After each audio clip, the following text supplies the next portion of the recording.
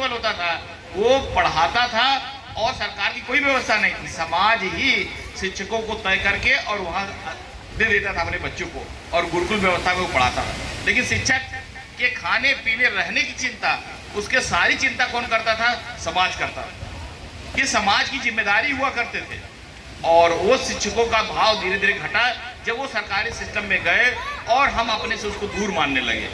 इस नाते गुरुकुल नहीं स्थापित करना है, लेकिन गुरुकुल जैसा व्यवहार स्थापित करना है, ये आज की जरूरत है हमको। ये समाज के लोग, मैं बहुत ज़्यादा प्रभावित हूँ यहाँ आके कि यहाँ पर देखिए बड़े बड़े कॉन्वेंट स्कूल में मैं जाता हूँ, कहीं जाता हूँ कि यहाँ के लोग, स्थानीय लोग, यहाँ के लोग और जो कह सकते हैं जिनका अपना समाज में पहचान है और इस विद्यालय में यहाँ उपस्थित हैं, निश्चित रूप से उनके मन में भी इस समाज का सबसे जो निचला कह सकते हैं पायदान शिक्षा का है, वहाँ पर भी उनका स्नेह है, ये बात दर्शाता है।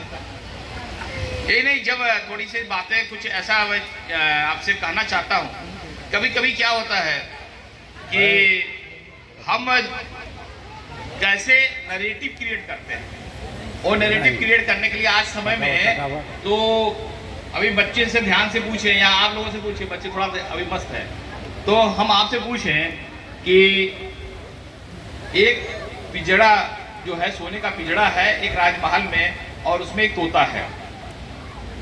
तोता जो है पिंजड़े में है, राजमहल में है, और उसको सब खाने पीने की चीजें मिलती हैं, वो तोता एक, और एक तोता जो पेड़ों पर घूम रहा है, मौज मस्ती कर रहा है, वो तोता है। तो अगर आपसे ही पूछे कि इन दोनों तोतों में अच्छा कौन है? जो घूम रहा है। देखिए, ये आपने जो कहा जो घूम रहा है, यही जो दिमाग को घुमाने वाले लोग होते हैं, कैसे घुमाते हैं। तब वो बच्चे क्या करते हैं, इन बच्चों को तो नहीं बताते हैं, ये थोड़े छोटे हैं, इनसे जो बड़े जो एडोलेसेंट हैं, यानी जो 18 वर्ष 17 वर्ष 16 वर्ष में जाते हैं, उनको दिमाग में कैसा भरते हैं। कहते हैं कि देखो तुम्हारे पास दो तोतों का उदाहरण है, कौन सा तोता बनना है? घूमने वाला बनना है कि पिंजड़े में रहने वाला बनना है? तो बोलता घूमने वाला ही अच्छा है, आप लोग भी कह रहे हैं। और ये जो घूमने वाला तोता स्वच्छंद होके जहां चाहे जाए, क्यों? और पिंजड़ा क्या है? माँ बाप का बंधन है। पिंजड़ा क्या है? सामाजिक नियम है। तो पिंजड़ा क्या है? जो बनाए गए समाज के आदर्श जीवन मूल्य है, वो है। उस पिंजड़े में मत रहो, उसमें क्यों रहते हो? माता पिता के बंधन में क्यों रहते हो? घूमो, स्वच्छंद रहो, मौज करो। और ऐसा जब भाव बताते हैं तब लगता है अरे तो गड़बड़ हो जाएगा फिर। अब आपको ही लग रहा होगा कि नहीं नहीं नहीं, हमारे बच्चे को उड़ने वाला तोता नहीं बनाना है, पिंजरे में रखने वाला तोता बनाना है। लेकिन पिंजरा कौन सा है? वो समाज के जीवन मूल्य है, घर के माता पिता की डांट है, माता पिता का स्नेह है, माता पिता का बंधन है। ऐसे समाज में कैसे विषय को घुमाते हैं लोग और बच्चों को भड़काते हैं, ये मैं आपको बता रहा हूं। फिर जब ये छोटे बच्चे बैठे हैं तो ये सब जानते हैं, सब लोगों ने सबसे पहली कहानी पढ़ी है, हम लोग भी पढ़े हैं, कछुआ खरगोश। तो जीत कौन जाता है? कौन जीतता है? क्यों जीत जाता है? हाँ, क्यों? एक ने कहा कि आराम करने लगता है खरगोश, इसलिए हार जाता है। लेकिन जीतता कौन है? जो लगातार चलता है। तो जीतेगा कौन? जो लगातार पढ़ेगा, जो लगातार चलता रहेगा। लेकिन ऐसा नहीं है लगातार चलने से आप जीत जाओगे। लगातार के साथ साथ एक चीज और ध्यान रखना है कि हमको जाना कहाँ है, हमको पता ही नहीं है। हमको पता है कि वहां जाना है, अगर ये ध्यान में नहीं रहेगा तो कछुआ कहाँ चला जाता, वहां ना जाके उधर चला जाएगा। लेकिन उसको पता था कि वहां जाना है, तो हमको क्या तय करना है, हमको क्या बनना है। हमको जो बनना है अगर तय कर लेंगे और उधर लगातार चलते रहेंगे, तो बहुत पढ़ाकू जो बच्चा है, बहुत तेज है, जो बहुत अपने को समझता कि बहुत जानकार है, वो नहीं जीतेगा। जीतेगा वही, विजय वही प्राप्त करेगा जो वो लगातार चलेगा। तो लगातार चलना और सामने लक्ष्य रख के चलना, ये हर बच्चे को, छोटे छोटे बच्चों को ध्यान में रखना चाहिए। दूसरी बात, आप जानते हैं, आप गांव के हैं तो मैं एक और कहानी अक्सर सुनाता हूँ। ये क्या है, जो गार्जियन बैठे उनके लिए है।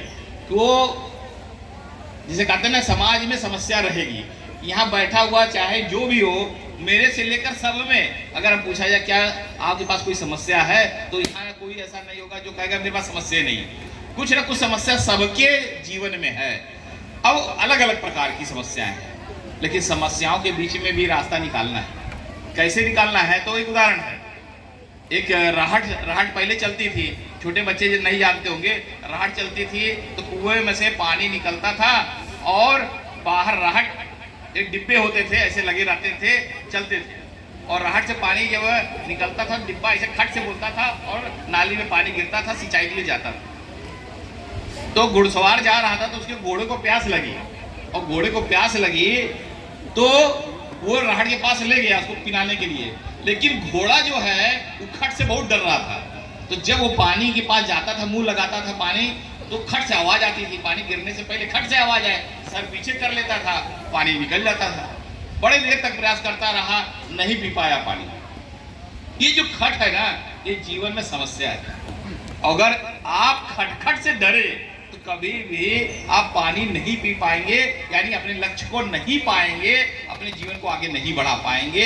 इस खटखट के साथ आपको सामंजस्य बैठाना है, आपको अपना तालमेल बैठा लेना है, और खटखट को आप क्या मानिए, ये जीवन का अंग ही है, तो तभी आप आगे बढ़ सकते हैं।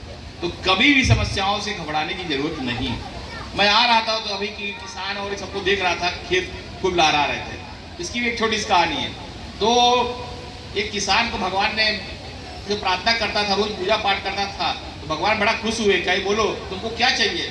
तो किसान ने कहा कि मुझे ऐसा आशीर्वाद दीजिए जब मैं चाहूँ, मैं बहुत परेशान रहता हूँ, आंधी आएगा, तूफान आएगा। अभी जब खेत में फसल खड़ी है तो मेरे मन में भी भय हो रहा है, किसान के मन में कितना होता होगा कि पता नहीं कल क्या हो जाएगा, ओले पड़ जाएंगे, हमारा खेत खराब हो जाएगा। किसान ने कहा नहीं नहीं भगवान ऐसा करो, हम जब चाहें वैसे ही मौसम रहे। तो बोले ठीक है, यो मत जाओ।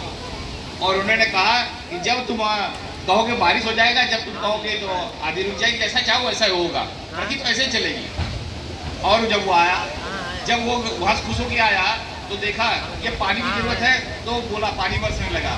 फिर जैसा चाहता था वैसे, और गेहूं की फसल खूब लंबी होती गई, ऊंची होती गई, लेकिन उसमें से बहुत दिन बाद छोटा सा एक फल आया और उसके बाद सूख गया फसल। तो जब देखा तो उसमें दाने ही नहीं पड़े हैं। अब किसान बेचारा क्या करता, रोने लगा, भगवान से कहा कि आपने ये क्या हो गया, हम तो सब पानी समय से दिए, सारा कुछ किए, सब कुछ ठीक से हो रहा था, लेकिन ये उसमें बीज क्यों नहीं पड़े। तो फिर वो भगवान से प्रार्थना करने लगा कि ये क्या हो गया, अब तो हम मर जाएंगे, कैसे जिएंगे। तो भगवान आते हैं, पूछते हैं क्या हुआ, तो बताया कि हम तो जो चाहते थे वैसे ही पानी जब चाहते थे तब देते थे, जब चाहते थे करते थे। तो भगवान ने कहा ये पानी देने से तो फसल बढ़ती गई, लेकिन ये संघर्ष से वो प्रकृति की मार ही नहीं सहा, वो संघर्ष नहीं झेला, इसलिए इसमें बीज नहीं पड़ी है। जब तक संघर्षों की मार नहीं झेलेंगे तब तक आपके अंदर बीज नहीं आएगा, तब तक आप फलित नहीं होंगे। अब सब सुख सुविधाएं मिल जाएंगी, बड़े बड़े घरों में यही हो रहा है, सब सुख सुविधाएं बच्चों को दे देते हैं। अभी सोशल मीडिया के बारे में लोग बत दिखा रहे हैं, सब सुख सुविधाएं दे देते हैं, सुख सुविधाओं से बच्चा बहुत आगे नहीं बढ़ेगा। मैं सभी गार्जियन से कहता हूँ, सुख सुविधाएं देंगे उतना ही दीजिए जितनी जरूरत है, अन्यथा यही जो सोशल मीडिया की बीमारी है यही पकड़ लेगा और बच्चा आपका बर्बाद हो जाएगा। संघर्षों से ही जीवन निखरता है, ये बात सही है। और आप देख लीजिए, बड़े भी आदमी बने, बहुत रईस बने, बहुत स्वामी विवेकानंद, चाहे आपके महात्मा गांधी, ये कितना भी पढ़ के बरिस्टर बन गए, लेकिन जब तक जमीन पे नहीं आए, जब तक इन्होंने कह सकते हैं कि इस धरती को नहीं अपना स्वीकारा, जब तक प्रकृति के साथ नहीं जुड़े, तब तक उनका विकास नहीं हुआ। तभी वो पहचान बनेगी जब आप प्रकृति के साथ जुड़ेंगे। इसलिए मैं बार बार कहता हूँ, आर्टिफिशियल न बनिए, बनावटी मत करिए, बनावटी ही गिरावट का कारण मैंने शुरू में ही कहा। इसलिए नेचुरल रहिए, एकदम साधारण जीवन व्यतीत करिए, लेकिन अपने बुद्धि को, अपने विवेक को ऊंचा रखिए। जब यहाँ पर बच्चे हैं, आजकल ये कहते हैं ना कि बहुत स्मार्ट कहा जाता है, तो स्मार्ट यहाँ जानते किसी को कहते हैं, जो अच्छा कपड़ा पहन लिया, जो अच्छा पहन लिया, अच्छा खा रहा है, और स्मार्ट करते हैं। ये पूर्वांचल के लोगों का, ये हम भी इसी में है, ये दोष है। हम अपने जीवन मूल्य को भूल जा रहे हैं, हम उन चीजों को भूल जा रहे हैं, पिज्जा नूडल खाने लगे, ये हम मान रहे हैं कि हम बहुत विकसित हो गए। नहीं, ये मॉडर्नाइजेशन नहीं है। आपको मॉडर्नाइजेशन सीखना है तो दक्षिण भारत से सीखिए। दक्षिण भारत में अभी जब चंद्रयान जा रहा था तो आप देखिए होंगे टीवी पे, बहुत सारे लोग टीवी पे देखिए, अभी भी है वीडियो, वहां पर सब वैज्ञानिक बहनें बैठी थी, वो क्या पहनी थी? साड़ियाँ पहनी थी, जूड़े लगाए थी। दक्षिण भारत में महिलाएं साड़ियाँ पहनती हैं और जूड़े लगाए रखती हैं। वो सब बैठी थी। और कौन थी? वो बहुत बड़ी साइंटिस्ट थी, लेकिन उसने अपने जीवन मूल्य को नहीं छोड़ा है। उस जीवन मूल्य के आधार पर तो मॉडर्नाइजेशन किसका करना है? दिमाग का करना है, मस्तिष्क का करना है, ज्ञान का करना है, ना कि खाने पीने और पहनावे का करना है। मॉडर्नाइजेशन ऐसे करना है, ये ध्यान में हमको रखना चाहिए।